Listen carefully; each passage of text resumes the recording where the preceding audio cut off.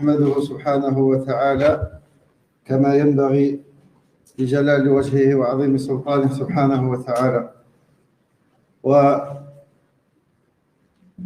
ونرحب بأخينا وحبيبنا حبيب الموريتاني أبا عبد الرحمن، نفع الله به ووفقه الله لكل خير في هذا المجلس المبارك، وسيتحفنا إن شاء الله بالكلام عن العناية بكتاب الله سبحانه وتعالى تلاوة وحفظا وتدبرا وعملا.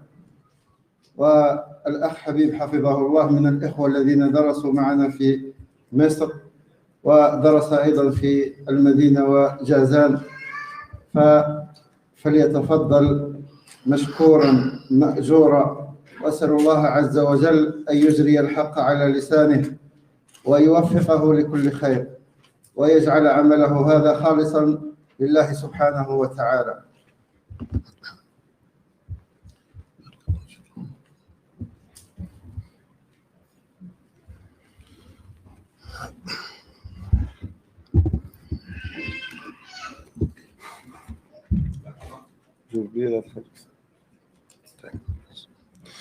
بسم الله الرحمن الرحيم.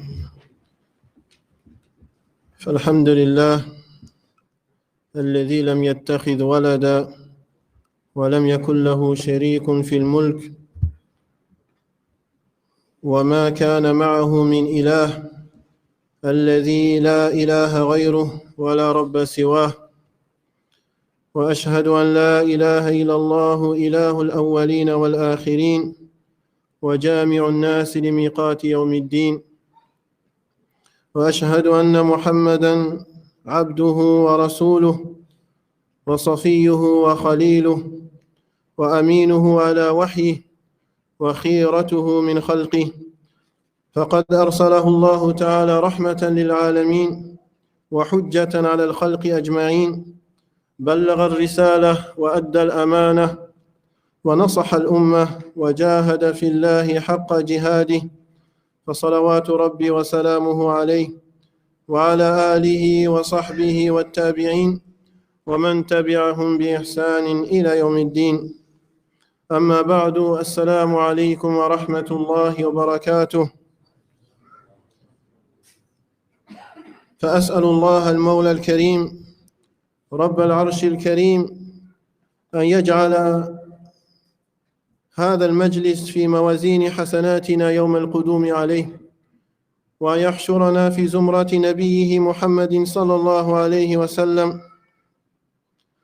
وأحمد الله جل جلاله الذي يسر لي زيارتكم واللقاء بكم في هذا المسجد المبارك، مسجد الفتح.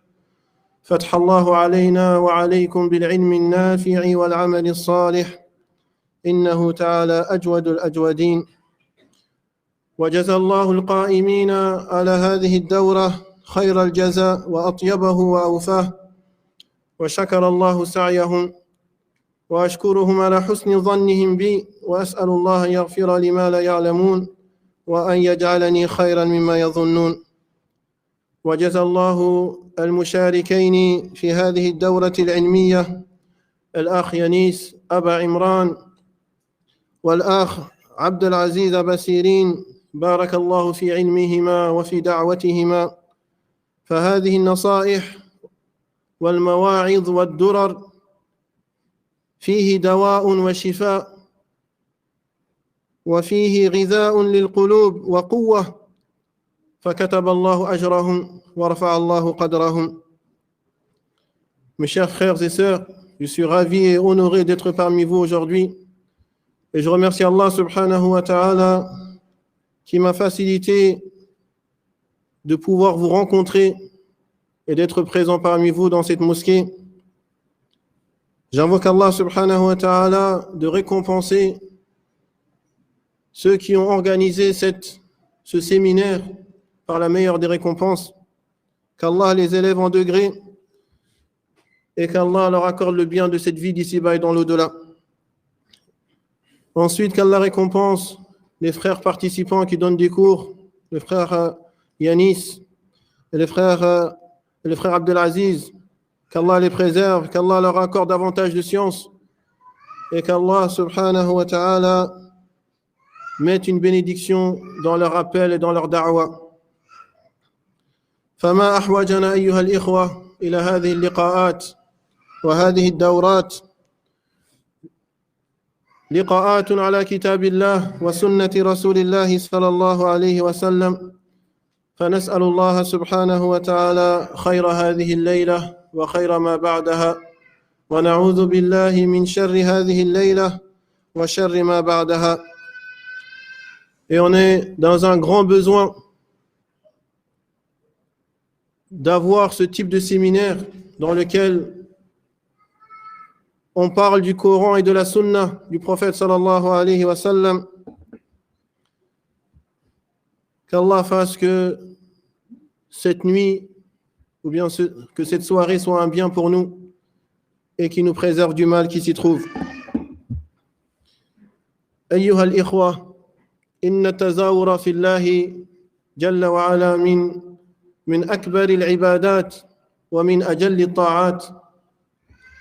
فروى الإمام مالك وأحمد وابن حبان وحاكم من حديث معاذ بن جبل رضي الله عنه قال قال رسول الله صلى الله عليه وسلم قال الله عز وجل في الحديث القدسي وجبت محبتي للمتحابين فيا والمتجالسين فيا والمتزاورين فيا والمتباذرين فيا نسأل الله أن يجعلنا فيهم ومنهم إنه أرحم الراحمين.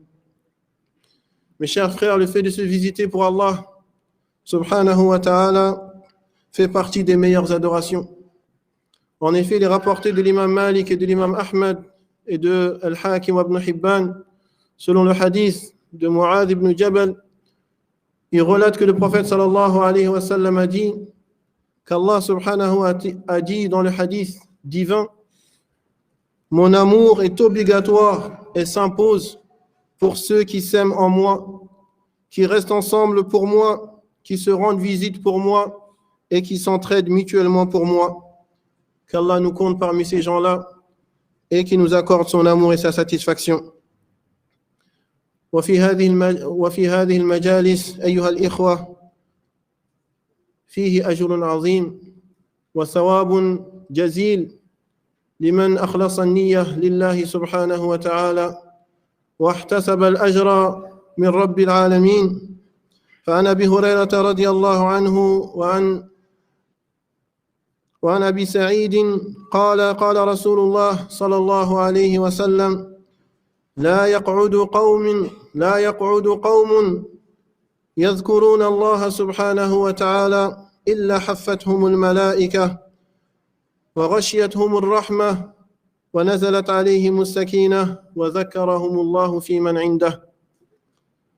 Mes chers frères, dans ces assises, dans le fait de s'asseoir à la mosquée et d'écouter la parole d'Allah et la sunna du prophète sallallahu alayhi wa sallam, se trouve une énorme récompense pour celui qui purifie son intention et pour celui qui espère la récompense d'Allah subhanahu wa ta'ala dans le temps qu'il va passer à écouter et à prendre des notes sur ce qui sera dit.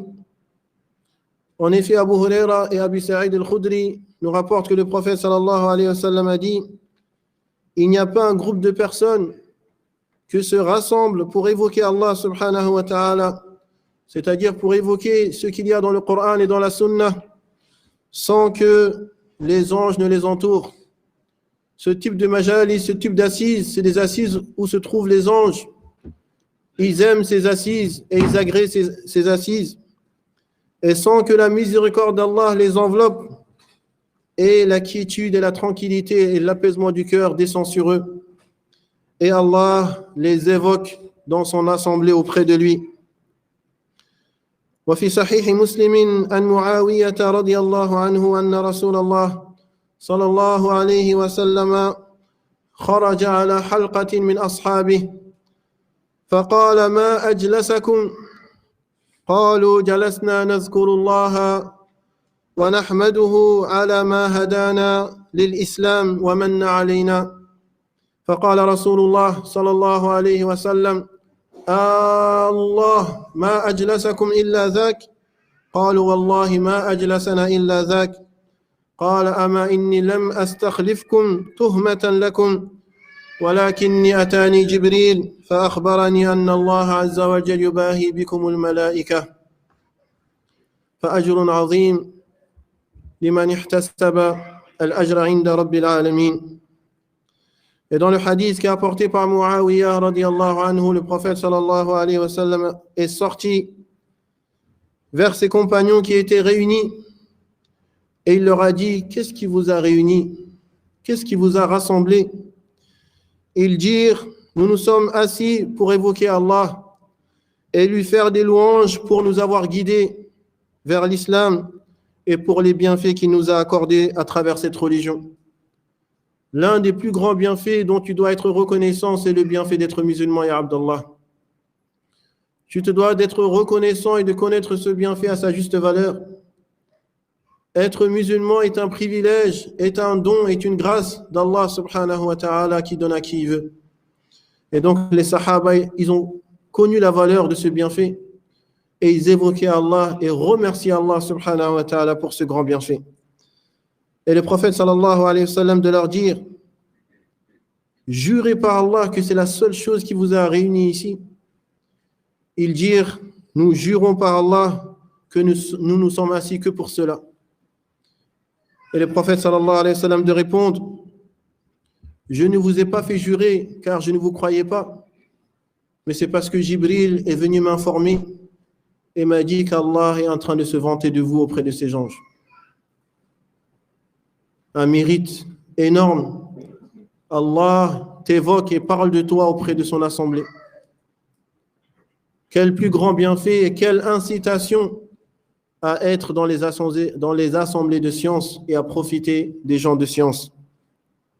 ثم هنيئا لكم يا أيها الإخوة طلاب العلم بمجيئكم هذا قد حققتم سنة السلف الصالح ألا وهي الرحلة لطلب العلم. وأبشركم بحديث عظيم الذي رواه الترمذي رحمه الله من حديث أنس قال قال رسول الله صلى الله عليه وسلم: من خرج في طلب العلم كان في سبيل الله حتى يرجع. أي من خرج من بيته وبلده بحثا عن العلم النافع الشرعي فهو في حكم من خرج في سبيل الله حتى يعود إلى أهله لأنه كالمجاهد في الإحياء الدين وإذلال الشيطان.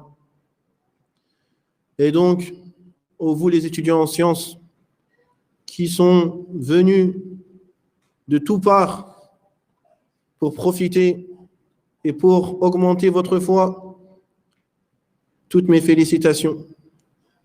Vous avez par cela concrétisé la sunna des pieux prédécesseurs, qui est le fait de voyager pour rechercher la science.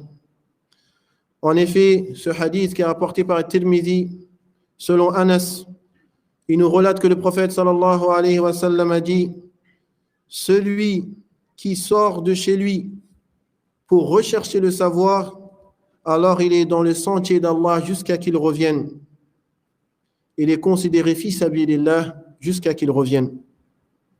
Et ce hadith signifie que celui qui sort de chez lui ou bien de sa ville dans le but de rechercher un savoir religieux, il a le même statut que celui qui sort pour que la parole d'Allah soit la plus haute jusqu'à qu'il revienne chez les siens.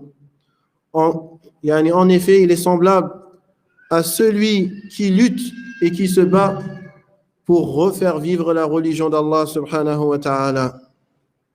وعن قيس بن كثير رحمه الله قال: قدم رجل من المدينة إلى أبي درداء رضي الله عنه وهو بدمشق فقال: ما أقدمك يا أخي؟ قال: حديث بلغني أنك تحدث به عن رسول الله صلى الله عليه وسلم. قال: أما قدمت لتجارة؟ قال: لا. قال: أما قدمت لحاجة؟ قال: لا. قال: ما قدمت إلا في طلب هذا الحديث؟ قال: نعم. قال: فإني سمعت رسول الله صلى الله عليه وسلم يقول: من سلك طريقا يطلب فيه علما سلك الله به طريقا إلى الجنة وإن الملائكة لتضع أجنحتها رضا لطالب العلم وإنه ليستغفر للعالم من في السماوات والأرض حتى الحيتان في الماء. Et dans ce hadith qui montre toujours le mérite de rechercher la science comme vous l'avez fait, il y a ce récit qui est apporté par Qais ibn Kathir qui nous dit qu'un homme est venu voir Abu Darda radiyallahu anhu. Un homme est venu de Médine pour voir Abu Darda qui était à Damas, fi Dimashq, en Syrie. Et il lui a dit, Abu Darda lui dit, qu'est-ce qui t'a fait venir ici, de Médine jusqu'en Syrie? Il lui dit, il m'est parvenu que tu transmettais un hadith du prophète sallallahu alayhi wa sallam. Abu Darda lui dit, tu es venu uniquement pour ça? Tu n'es pas venu pour un commerce? Il lui dit non. Il lui dit, tu n'es pas venu pour un besoin quelconque qui t'a poussé à venir jusqu'à ici? Il lui dit non. Il lui dit, tu es venu uniquement pour rechercher ce hadith? Il lui dit oui. Il lui dit, Abu Darda, j'ai entendu le messager d'Allah sallallahu alayhi wa sallam dire, celui qui emprunte un chemin à la recherche d'un savoir, Allah lui facilite par cela un chemin qui mène au paradis.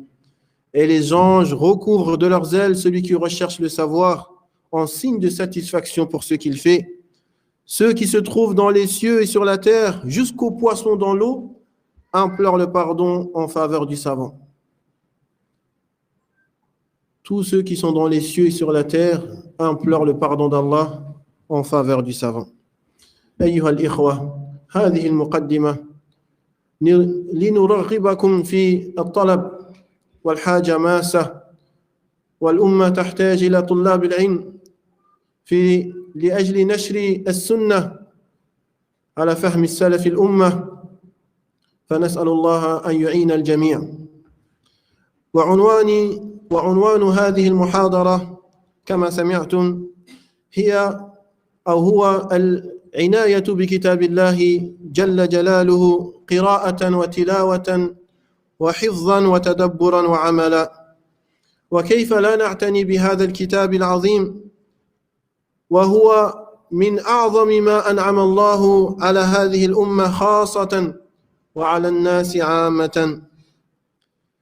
Mes frères, comme vous l'avez entendu, le titre de cette conférence, c'est l'attention qu'on doit porter au Coran, dans sa lecture, dans sa récitation, dans sa mémorisation, dans sa méditation et dans sa mise en pratique. Et l'introduction que j'ai faite auparavant, c'est pour vous inciter, pour vous motiver à emprunter le chemin de la science, car la communauté a besoin de gens de science, a besoin d'étudiants en sciences, a besoin d'une relève qui va tenir le flambeau du Coran et de la Sunna, qui va tenir ce drapeau qui est le drapeau de Ahl Sunnati wal Jama'a avec la compréhension des pieux prédécesseurs. Le fait de porter une attention au Coran est une chose obligatoire, car le Coran est l'une des plus grandes choses qu'Allah subhanahu wa ta'ala nous a accordé comme bienfait. C'est la meilleure chose qu'il a accordée à cette communauté de manière spécifique et à toutes les créatures de manière générale. فقال جل جلاله يا أيها الناس قد جاءتكم موعظة من ربكم وشفاء لما في الصدور وهدى ورحمة للعالمين وهدى ورحمة للمؤمنين قل بفضل الله وبرحمته فبذلك فليفرحوا هو خير مما يجمعون هو خير مما يجمعون. Donc Allah subhanahu wa ta'ala nous dit dans le Coran, dans la traduction approchée de sa parole, ô vous les gens, une exhortation, un rappel vous est venu de votre Seigneur, une guérison de ce qu'il y a dans les poitrines, un guide et une miséricorde pour les croyants.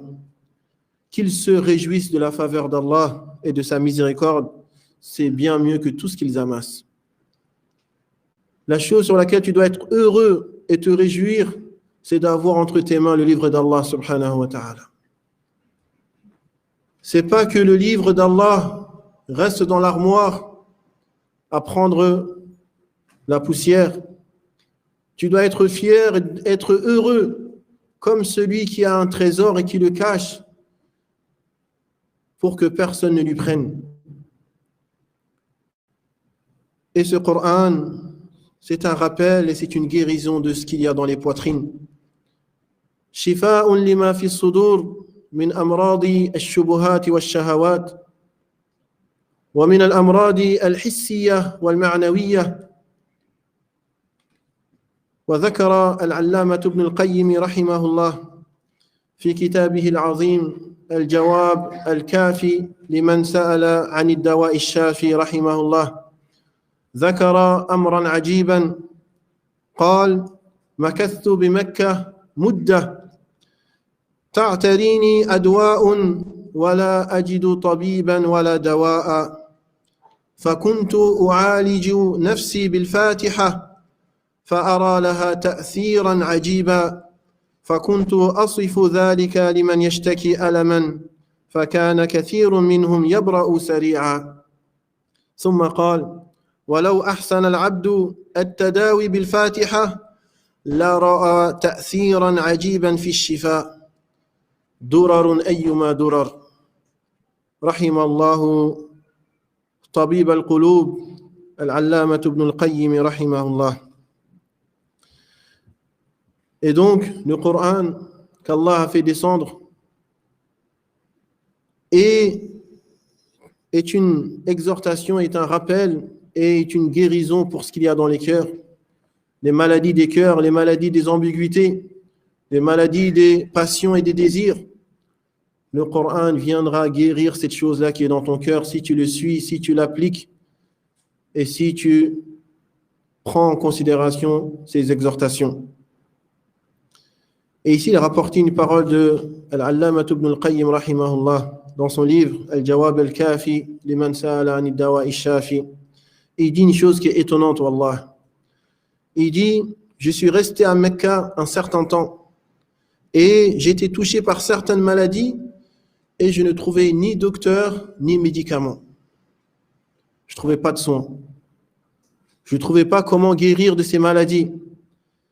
Il dit, je me soignais avec Surat al-Fatiha. Il se soignait en récitant Surat al-Fatiha. Et il dit, je voyais un effet incroyable sur mon corps.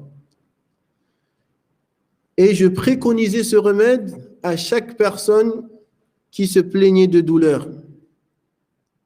Et beaucoup parmi eux guérissaient très rapidement. Qui parmi nous, lorsqu'il tombe malade, se tourne vers le livre d'Allah subhanahu wa ta'ala pour chercher la guérison?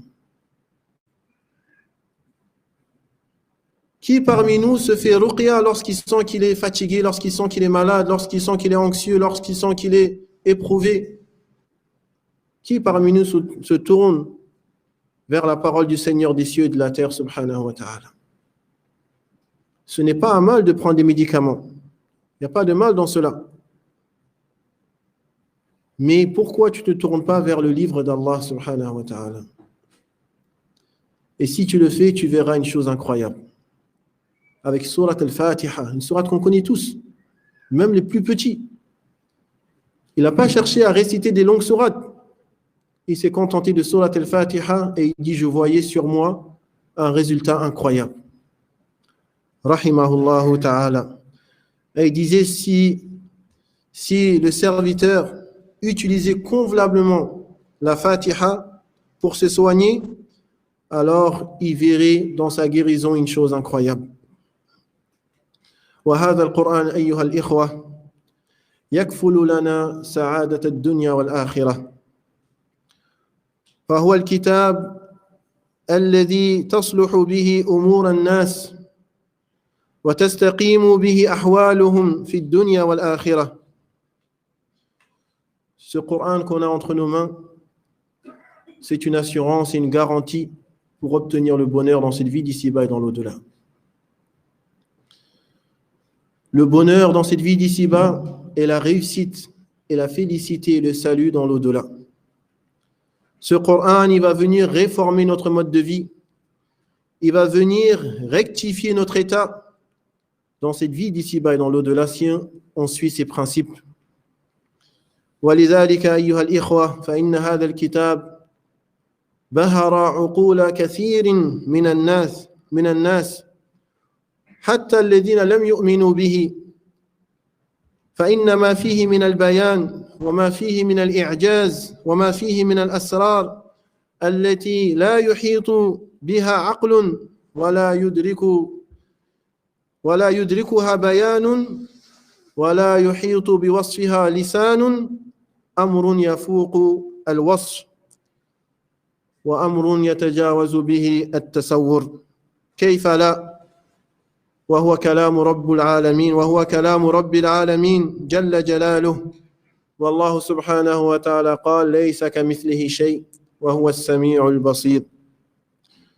فالقرآن كلام الله والله ليس كمثله شيء، فإذا كلامه ليس كمثله شيء. Et ce Coran, il a frappé l'admiration de beaucoup de personnes, même parmi ceux qui n'ont pas cru en lui. Car dans ce Coran, on a des éclaircissements, on a des miracles, on a des secrets que aucune raison ne peut cerner et que aucune explication ne peut atteindre et que aucun langage ne peut décrire. Ce Coran, il est indescriptible, il est inimaginable. Ce n'est pas étonnant, car c'est la parole du Seigneur, subhanahu wa ta'ala.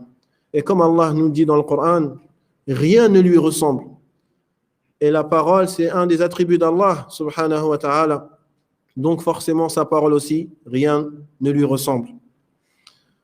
فالله سبحانه وتعالى ليس كمثله شيء لا في صفاته ولا في أسمائه ولا في ذاته ولا في أفعاله ولا فيما يجب له سبحانه وتعالى. Allah, le Très-Haut, rien ne lui ressemble, ni dans ses noms, ni dans ses attributs, ni dans ses actes, ni dans son entité, ni dans ce qui lui vient de droit. Il est le seul, il est l'unique, donc sa parole aussi, rien ne lui ressemble, subhanahu wa ta'ala. وتأملوا معي أيها الإخوة هذا الحديث العظيم. Méditons ensemble sur ce hadith. Un hadith que vous connaissez tous. Hadith Uthman ibn Affan radiyallahu anhu. عن النبي صلى الله عليه وسلم قال خيركم من تعلم القرآن وعلمه. Le prophète sallallahu alayhi wa sallam a dit le meilleur d'entre vous, c'est celui qui apprend le Coran et qui l'enseigne. Celui qui est sur le podium, le premier qui a la médaille d'or, c'est celui qui apprend le Coran et qui par la suite va l'enseigner aux autres. Et Allah Jalla wa Ala qala fi kitabihi وإنه لتنزيل رب العالمين نزل به الروح الأمين على قلبك لتكون من المنذرين بلسان عربي مبين. Allah nous dit dans le Coran, dans Surat Ash-Shu'ara, il dit ceci, yani le Coran, c'est le Seigneur de l'univers qui l'a fait descendre. Et il a été descendu par l'intermédiaire de l'ange Jibril alayhi salam, le messager digne de confiance, sur ton cœur, c'est-à-dire le cœur de Muhammad sallallahu alayhi wa sallam, pour que tu sois du nombre des avertisseurs en une langue arabe très claire. Donc le Coran, il provient d'Allah subhanahu wa ta'ala, celui qui a les attributs, celui qui a les noms les plus beaux et les attributs les plus parfaits. Il a la perfection absolue, il a la majesté absolue, il est le seul qui mérite l'adoration. Et sa parole est la meilleure des paroles et son récit est le meilleur des récits. Allah subhanahu wa ta'ala a révélé ce Coran à l'ange Jibril, qui est le meilleur des anges, qui est le plus grand des anges et qui est le plus fort des anges et qui est le plus rapproché des anges d'Allah subhanahu wa ta'ala. Et Jibril a révélé ce Coran à la meilleure des créatures, qui est Muhammad ibn Abdullah sallallahu alayhi wa sallam, la meilleure des créatures. Il lui a révélé ce Coran dans le meilleur des mois, qui est le mois du Ramadan, dans la meilleure des nuits, qui est la nuit du destin, à la meilleure des communautés, qui est la communauté de l'islam. Donc forcément, celui qui tire de ce Coran, il devient lui aussi le meilleur. Est-ce que tu vois la silsila? Est-ce que tu vois le lien? Quiconque a un rapport avec le Coran, il va prendre une partie de ce bien. Donc, comme le Coran, c'est la meilleure chose, il a été révélé à la meilleure personne, dans la meilleure des nuits, avec la meilleure des langues, dans le meilleur des mois, forcément, celui qui va venir tirer aussi une partie deviendra lui aussi le meilleur de la communauté. وهذا الأمر يجب أن يحثنا على التعلم على حفظ كتاب الله سبحانه وتعالى. Donc cette chose-là, elle doit nous inciter à apprendre le Coran. Malheureusement, il y a un grand manque chez les gens de la Sunna dans le fait d'apprendre le Coran et de le mémoriser et de le lire de manière correcte en respectant les règles du tajwid. Et ça, c'est un manque. Car les gens de la Sunna sont les gens de la vérité. Donc, ils se doivent d'avoir aussi une grande part dans la mémorisation du livre d'Allah subhanahu wa ta'ala. C'est pas normal que dans certaines mosquées, on ne trouve pas de frères qui peuvent faire tarawih. Où sont les gens de la Sunna? Où sont les gens du Coran et de la Sunna? Qu'est-ce qu'ils font? Quand est-ce qu'ils vont apprendre le livre d'Allah subhanahu wa ta'ala? On se doit de se motiver et d'avoir une endurance, une persévérance et une détermination dans le fait d'apprendre le livre d'Allah. C'est la meilleure chose que tu peux apprendre. C'est un honneur et un privilège si Allah te le permet de l'apprendre et de le mémoriser. وعن أنس بن مالك رضي الله عنه قال قال رسول الله صلى الله عليه وسلم إن لله أهلين من الناس قالوا يا رسول الله من هم؟ قال هم أهل القرآن هم أهل الله وخاصته. Dans ce hadith qui est apporté par Anas ibn Malik, qu'Allah l'agrée, il dit que le prophète sallallahu alayhi wa sallam a dit. Qu'est-ce que j'ai dit? Qu'est-ce que j'ai dit? Alayhi salatu wa sallam, barakallahu fik. Non. Ahsanallahu ilayk, shukran. Et donc il nous dit que le prophète sallallahu alayhi wa sallam a dit qu'Allah jalla wa ala a parmi les gens des proches, des partisans. Et les compagnons, ils ont dit, qui sont-ils aux messagers d'Allah?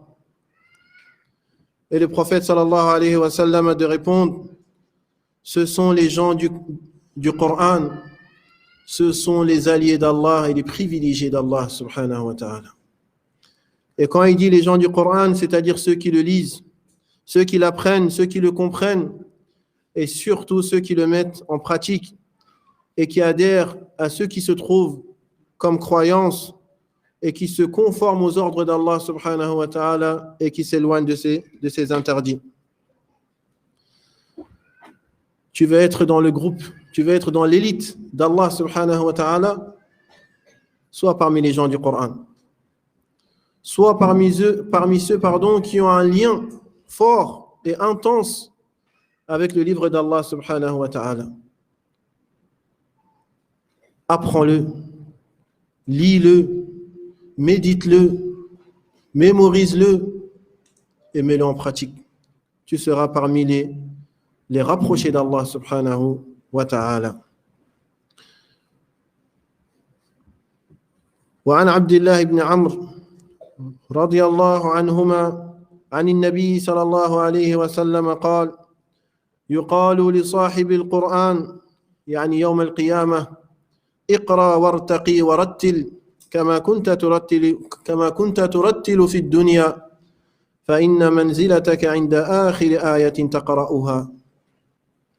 Et dans ce hadith qui est apporté par Abdullah ibn Amr, il nous dit que le prophète sallallahu alayhi wa sallam a dit, il sera dit au lecteur du Coran le jour de la résurrection, lis et élève-toi en degré, Récite clairement comme tu le faisais dans le bas monde, car ta demeure sera fixée au dernier verset que tu liras. Pas à la dernière sourate. Au dernier verset que tu liras, ça sera ta demeure au paradis. Lis et récite et élève-toi en degré. Il y a combien de versets dans le Coran, ayyuha al-ikhwa? Il y a combien de versets dans le Coran? 6236 exactement. Donc, plus tu as une relation avec le Coran, dans sa lecture et dans son apprentissage, et plus tu te garantis d'avoir une place élevée auprès d'Allah subhanahu wa ta'ala. Donc, pourquoi négliger ce livre? Pourquoi négliger ce Coran et le laisser dans les armoires et dans les étagères? C'est parce que c'est dû à notre insouciance. C'est dû à notre manque de compréhension. C'est dû à notre oubli de la récompense qui est réservée à celui qui a le Coran. وعن أبي أمامة الباهلي رضي الله تعالى عنه قال سمعت رسول الله صلى الله عليه وسلم قال بسم الله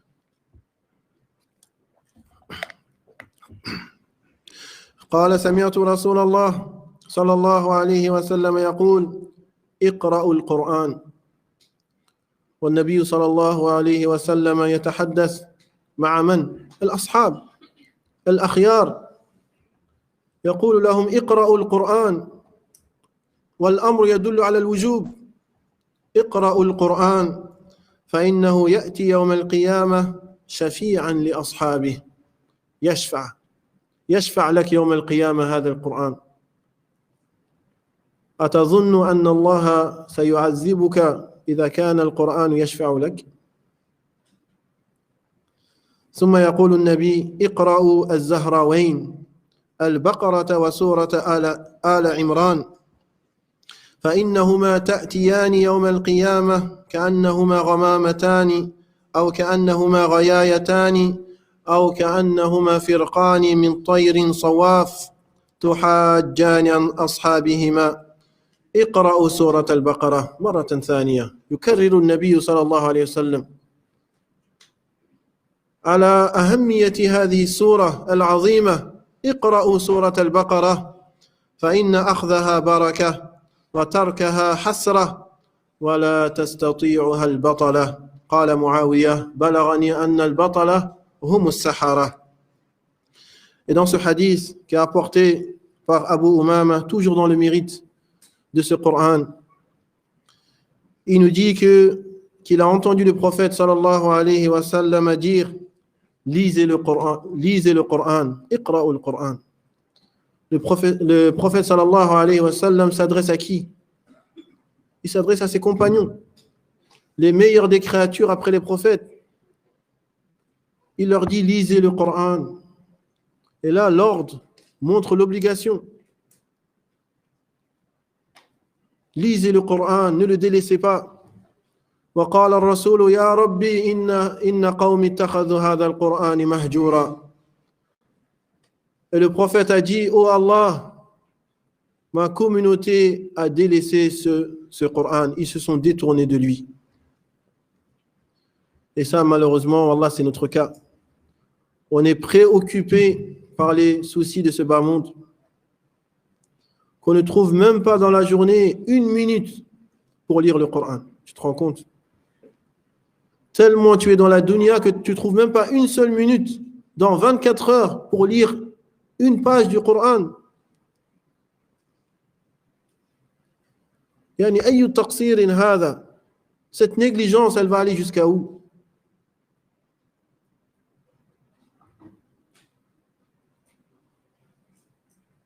On se doit de donner de l'importance à ce livre. C'est le plus grand cadeau qu'on a. C'est le plus grand miracle qui a été donné à notre prophète sallallahu alayhi wa sallam. Pourquoi on le néglige? Et donc le prophète il dit aux compagnons, lisez le Coran, car il viendra le jour de la résurrection pour intercéder pour ceux qui le lisaient. Penses-tu qu'Allah va te châtier si le Coran vient intercéder en ta faveur? Penses-tu que tu seras jeté dans l'enfer si le Coran vient intercéder en ta faveur? Et il continue en disant à ses compagnons, et lisez Az-Zahrawayn, les deux lumineuses, Surat al-Baqarah et Surat al-Imran. Ces deux sourates, ces deux lumières, ces deux magnifiques sourates. Il dit car elles viendront le jour de la résurrection sous la forme de deux nuages, ou bien de deux ombres, ou bien comme deux rangs d'oiseaux qui étendent leurs ailes pour ceux qui les lisaient, pour venir intercéder en ta faveur. Il continue en disant à ses compagnons, lisez Surat al-Baqarah une deuxième fois. Lisez Surat al-Baqarah. Cette sourate que beaucoup d'entre nous, ils l'ont jamais terminée en lecture. Ne parlons même pas de la mémorisation. En lecture, ils ne l'ont jamais terminée. Ils commencent un petit peu, ils voient que c'est trop long et ils s'arrêtent. Et ça, yani afallahu anna wa ankum. Wa rahimallahu da'fana wa jabara kasrana. Et ça, c'est notre cas malheureusement. Beaucoup d'entre nous, ils n'ont jamais terminé Surat al-Baqarah. Alors que le prophète sallallahu alayhi wa sallam dit aux compagnons, lisez Surat al-Baqarah, car sa mémorisation est une bénédiction. C'est une baraka. Akhzuha baraka. Tu vas avoir de la bénédiction. Lis Surat al-Baqarah. Quand tu es chez toi, quand tu es à la mosquée, quand tu es dans ta voiture, quand tu vas au travail, lis Surat al-Baqarah. Le fait de la mémoriser est une bénédiction et son délaissement est une perte, est un malheur. Celui qui a délaissé Surat al-Baqarah, il ne sait pas à quel point il a perdu. Il ne sait pas à quel point il a échoué. Il a délaissé quelque chose de très lourd et de très important. Et il continue en disant Wala tastati'uha al-batala. Et il dit que les sorciers et leur sorcellerie sont d'aucune emprise contre Surat al-Baqarah. C'est-à-dire que Surat al-Baqarah les rend à l'impuissance. Combien de gens se plaignent de mal occulte? Combien de gens se plaignent d'être possédés? Combien de gens se plaignent de hadil amrad al-nafsiyya, ces maladies intérieures? Et quand tu contrôles, tu vois que cette personne-là, elle ne lit pas assez le Coran. Car si elle lisait le Coran, le djinn ne peut pas être avec lui ou avec elle.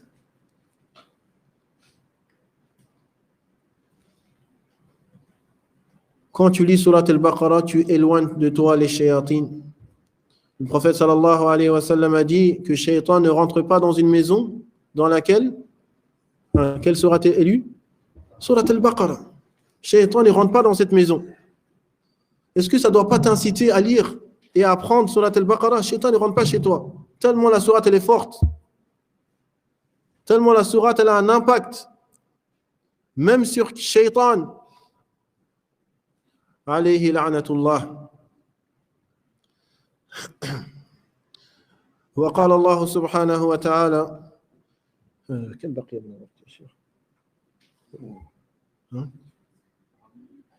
20 دقيقة. طيب أحسن الله عليك. وقال الله سبحانه وتعالى في سورة الزمر قال الله نزل أحسن الحديث كتابا متشابها مثاني تقشعر منه جلود الذين يخشون ربهم ثم تلين جلودهم وقلوبهم إلى ذكر الله ذلك هدى الله يهدي به من يشاء ومن يضلل الله فما له من هاد الله نزل أحسن الحديث. هذا الكتاب الذي بين أيدينا أحسن الحديث، أحسن شيء في الدنيا، فكيف لا نعتني به؟ فكيف نهجره؟ فكيف نبتعد عنه؟ Allah Jalla wa Ala nous dit dans Surat al-Zumar, il nous dit Allah a fait descendre le plus beau des récits, un livre dont certains versets se ressemblent et se répètent. Tu vois dans le Coran beaucoup de versets qui se répètent. Dans quel but? Dans le but que les gens comprennent ce qui est voulu. Non? Pour que les gens comprennent. Et l'information, plus on te la répète, et plus tu as de fortes chances de la retenir. Donc ne pense pas que ces versets qui se répètent, c'est anodin. Il y a une grande sagesse dans cela. Des versets qui se répètent et qui se ressemblent. Il dit taqsha'irru minhu juludul ladhina yakhshawna rabbahum. Et les peaux de ceux qui craignent leur Seigneur frissonnent à l'entendre. Et ça, peut-être tu l'as déjà ressenti. Quand le Coran quand il est récité, des fois tu as des frissons. Tu ressens quelque chose. Et les peaux de ceux qui craignent leur Seigneur frissonnent à l'entendre. Puis leur peau et leur cœur s'apaisent au rappel d'Allah. Ala bi dhikrillahi tatma'innul qulub. N'est-ce pas par le rappel d'Allah que le cœur s'apaise? Ton cœur, il a besoin de se nourrir comme ton corps en a besoin. Et le fait de nourrir le cœur est plus important que de nourrir le corps. Et la seule chose avec laquelle se nourrit ton cœur, c'est avec le rappel d'Allah subhanahu wa ta'ala. وَلَا تَكُونُوا كَالَّذِينَ نَسُوا اللَّهَ فَأَنْسَاهُمْ أَنفُسَهُم أُولَٰئِكَ هُمُ الْفَاسِقُونَ. Ne soyez pas parmi ceux qui ont oublié Allah. Allah leur a fait oublier leur propre personne. Voici ceux qui ont dépassé la limite d'Allah.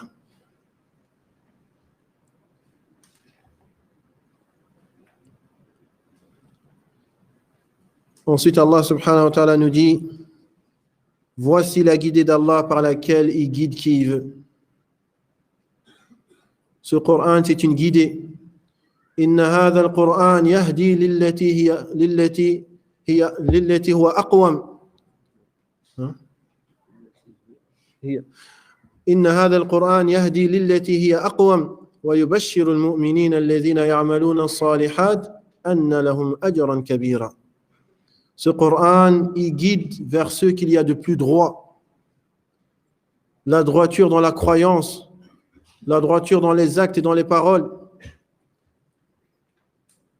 Et il annonce la bonne nouvelle aux croyants qui font des bonnes œuvres, qu'Allah leur a préparé une énorme récompense. Et dans le premier, ou bien dans le second verset de Surat al-Baqarah, le premier verset Alif Lam Mim, Dhalika al-kitabu la rayba fihi hudan lil muttaqin. C'est la première chose qui est donnée. Le premier aspect qui est donné dans ce Coran, c'est que c'est un moyen de te guider. Comme celui qui est sur un chemin qui ne retrouve pas son chemin. Il a besoin d'un guide. Il a besoin d'une localisation. Il a besoin d'un GPS. Il a besoin de quelque chose qui va lui permettre de retrouver son chemin. Et comment trouver le chemin dans cette vie d'ici-bas et trouver la droiture? C'est revenir au livre d'Allah subhanahu wa ta'ala. Et Allah guide qui il veut.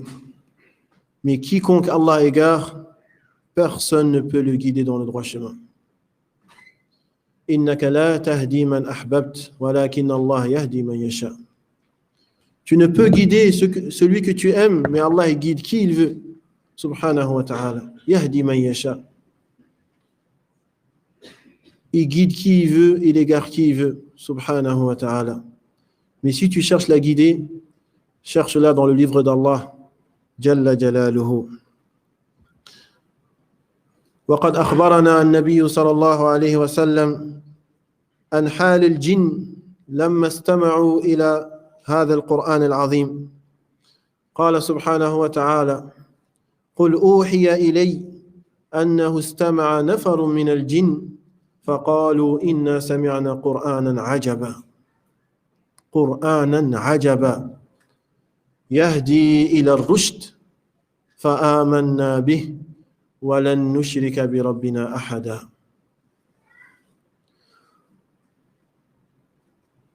فهنا قال فآمنا به يهدي إلى الرشد فآمنا به. والفاء حرف عطف تدل على الفورية،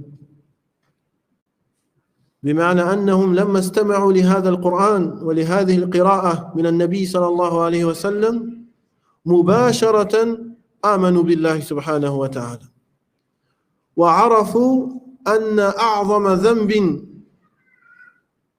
هو الشرك بالله، فقالوا لن نشرك بربنا، لن للأبد، لن نشرك بربنا أحدا.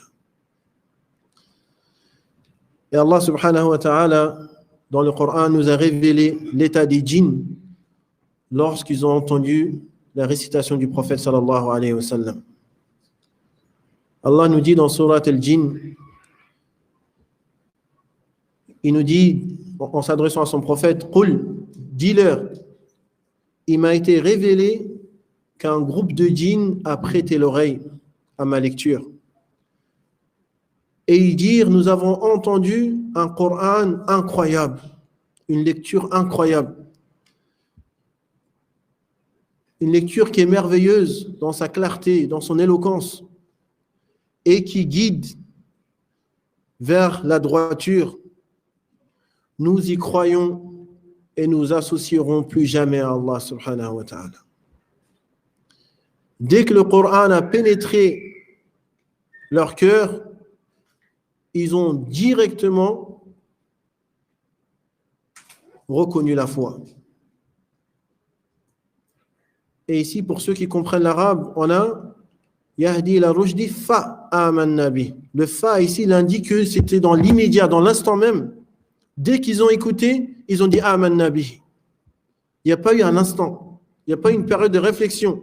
Ils ont directement compris que cette parole-là, elle ne pouvait pas émaner d'un être humain. Ce n'est pas possible. Ils ont dit, nous croyons, fa'amanna bihi, nous y croyons. Et ils ont compris que la première chose dont ils devaient s'éloigner et le plus grand péché, c'était le shirk. Ils ont dit, len, et pour ceux qui ont fait de l'arabe, len tufidul abadiyya. Ils ont dit, len nushrika bi rabbina ahada. Nous ne n'associerons plus jamais à notre Seigneur.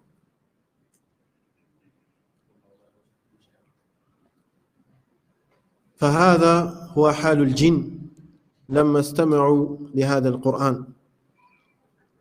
وقال سبحانه وتعالى في سورة الأحقاف وإذ صرفنا إليك نفرا من الجن يستمعون القرآن فلما حضروه قالوا أنصتوا فلما قضي ولوا إلى قومهم منذرين صاروا دعاة إلى الله مباشرة قالوا يا قومنا إنا سمعنا كتابا أنزل من بعد موسى مصدقا لما بين يديه يهدي إلى الحق وإلى طريق مستقيم يا قومنا أجيبوا داعي الله وآمنوا به يغفر لكم من ذنوبكم ويجركم من عذاب أليم. هذا حال الجن لما استمعوا لهذا القرآن العظيم.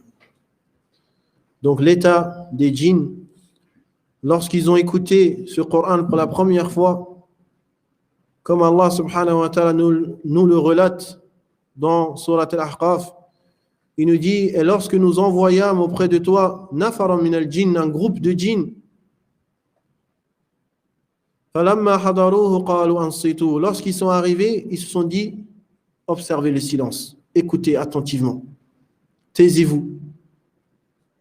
فَلَمَّا قُضِيَ وَلَّوْا إِلَىٰ قَوْمِهِمْ مُنذِرِينَ. Dès que le prophète sallallahu alayhi wa sallam eut terminé sa lecture, ils sont partis directement voir leur peuple et leur communauté. Ils sont venus pour écouter, ils sont repartis en tant qu'appeleurs et avertisseurs. Du'at ila Allah. Qu'est-ce qu'ils ont dit à leur peuple, les djinns? Ils ont dit, Ya qawmana, ô notre peuple, Inna sami'na kitaban unzila min ba'di Musa. Nous avons entendu un livre qui a été révélé après le livre de Moussa. Yahdi ila al-haq. il guide vers la vérité. Wa ila tariqin mustaqim, et vers un droit chemin. Ils ont dit, Ya qawmana, ô notre peuple, ajibu da'i Allah, répondez à l'appel d'Allah. Répondez, à l'appel de celui qui appelle à Allah, au messager d'Allah, sallallahu alayhi wa sallam. Répondez à son appel, croyez en son appel. Ajibu da'i Allah wa aminu bih, et croyez en lui. Directement. La foi, elle a pénétré leur cœur, ils ont compris que ça venait pas d'un être humain. Que cette parole-là, elle est incroyable, elle est merveilleuse, elle est miraculeuse. Ils sont repartis faire da'wa à leur peuple. Croyez en ce messager et répondez à son appel. Ainsi, yaghfir lakum dhunubakum. Allah vous pardonnera vos péchés wa yujirkum min azabin alim. Et il vous éloignera et vous protégera d'un châtiment douloureux. Ça, c'est l'état des djinns quand ils ont entendu ce Coran. Yani, ce Coran qu'on a, ce n'est pas une petite chose, les frères. Nous, on le néglige parce qu'on ne sait pas. Quelqu'un qui ne connaît pas la valeur d'une chose, il ne va pas lui donner de l'importance. Et comme l'exemple que je donne tout le temps, quelqu'un qui ramasse une perle rare et qui pense que c'est une pierre, il va la prendre et il va la jeter. Mais celui qui connaît la valeur de la chose, il va tout faire pour l'obtenir. Et prenez en exemple les gens qui vont chercher de l'or. Ils sont prêts à prendre les risques les plus dangereux pour obtenir quelques grammes d'or. Parce qu'ils savent que dans cela, il y a de l'argent. Ils vont obtenir en échange de leur fatigue une grande récompense. Ils connaissent la valeur. Nous, le Coran qu'on a entre nos mains, on ne le considère pas à sa juste valeur. C'est pour ça que notre foi, elle est faible. C'est pour ça que tu vois l'état de la communauté. Malgré qu'on soit nombreux, on est faible. Les compagnons, ils étaient peu, mais ils ont conquéri le monde entier. Dans beaucoup de batailles, tu les vois en minorité, mais ils gagnent. Alaykoum salam, hayyak Allah Zawawi, hayyak Allah. Ils gagnent. أولئك أتباع النبي وحزبه ولولا هم ما كان في الأرض مسلمون. Si ce n'est pas grâce à Allah subhanahu wa ta'ala et ensuite par la grâce de ses compagnons qui se sont dévoués pour que la religion d'Allah nous parvienne, aujourd'hui il n'y aurait aucun musulman sur terre. Ils se sont accrochés à ce livre et se sont cramponnés à ce livre et l'ont donné la juste valeur. فالواجب علينا أيها الإخوة أن نتمسك بهذا الكتاب وأن نعمل به وأن نتدبر آياته. فعن عبد الله بن عباس رضي الله عنهما قال قال النبي صلى الله عليه وسلم إني قد تركت فيكم ما إن اعتصمتم به لن تضلوا أبدا كتاب الله وسنتي.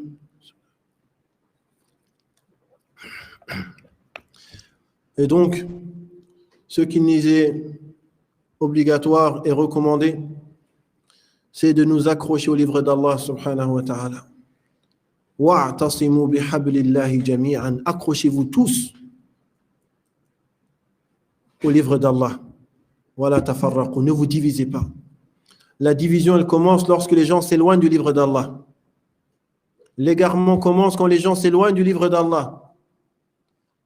Mais si on revenait tous au livre d'Allah et à la compréhension des pieux prédécesseurs, la communauté, elle serait réunie et l'unité fait la force. La division fait la faiblesse. Si actuellement on est comme ça, c'est parce qu'on est divisé. Mais revenons tous au livre d'Allah subhanahu wa ta'ala. On s'est disputé sur quelque chose, on ne s'est pas compris sur quelque chose, on revient au livre d'Allah. Farudduhu ila Allahi wa Rasul. Faites-le revenir à Allah, c'est-à-dire le Coran, et au prophète, c'est-à-dire sa sunna. Et ce hadith de Abdullah ibn Abbas, qu'Allah l'agrée, il nous dit que le prophète sallallahu alayhi wa sallam a dit: j'ai laissé pour vous deux choses. Si vous vous attachez à elles, vous ne vous égarerez jamais. Le livre d'Allah et ma sunna. Si on s'accroche à ces deux choses-là, jamais on va s'égarer. On sera toujours dans la droiture jusqu'à que la mort nous vienne. Et Allah subhanahu wa ta'ala nous dit: Ati'u Allah wa ati'u Rasul. Obéissez à Allah et obéissez à son messager. Le Coran et la Sunna. Wa ma atakumur Rasul fakhudhuhu wa ma naha ankum fantahu. Ce que le prophète vous donne, prenez-le. La Sunna, prenez-la. Et ce qu'il vous interdit, éloignez-vous-en. Wa in tuti'uhu tahtadu wa ma 'ala ar-rasul illa al-balaghul mubin. Et si vous l'obéissez, vous serez bien guidé, vous serez dans la droiture. Et le messager, ce qui lui est demandé, c'est juste de transmettre.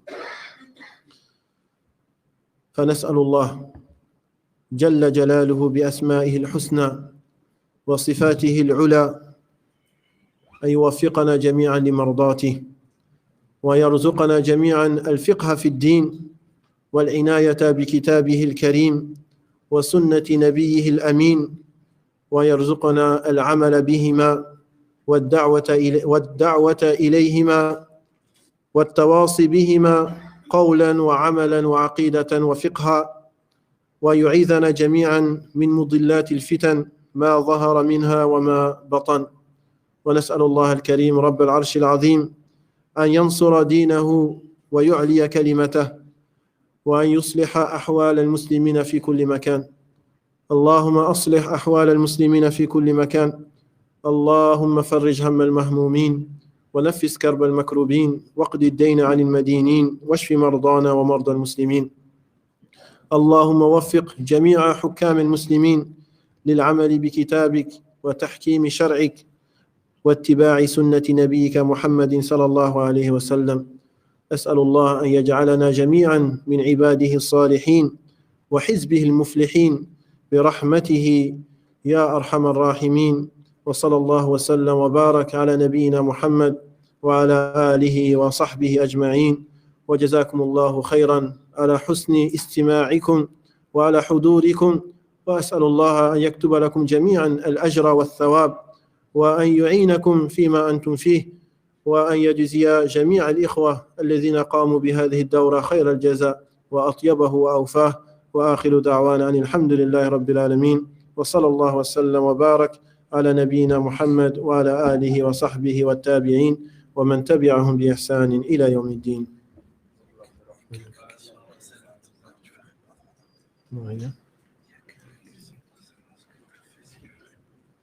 أنت أجب. ما هي؟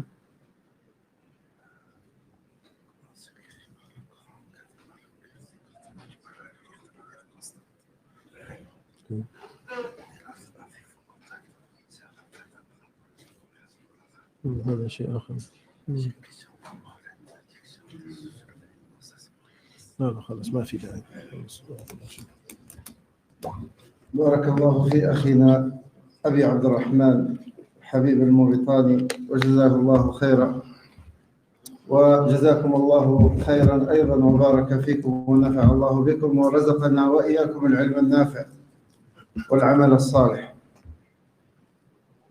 إن شاء الله بعد الصلاة يكون الدور لأخينا أنيس أبا عمران حفظه الله ووفقه.